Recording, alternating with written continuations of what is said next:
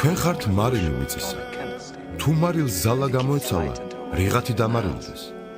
ის უკვე აღარაფრად გამოდგება, მხოლოდ გარეთ უნდა გადაყარო კაცთაგან გასათებად. თქვენ ხართ წუთი სოფლის ნათელი. მთის წვერზე მდებარე ქალაქი ვერ დაიმალება. სანთელს რომ აანთებენ, ჭურჭელ ქვეშ კი არ დგამენ, არამედ სასანთლეზე, ყველას გაუნათოს სახლში.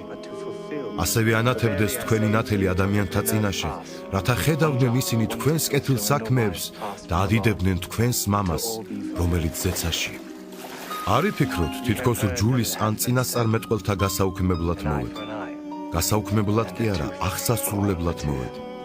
ჭეშმარიტად გეუბნებით თქვენ, ვიდრე ცა და დედამიწა არ გადაევლის, არც ერთი იოტა ან და არც ერთი წერტილი არ გადაევლის რჯულისა, ვიდრე ყოველივე არ აღსრულდება.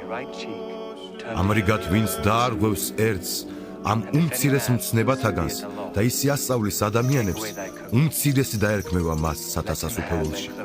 ხოლო ვინც ასრულებს და ასწავლის, მას დიდი დაერქმევა სათასასუფეველში.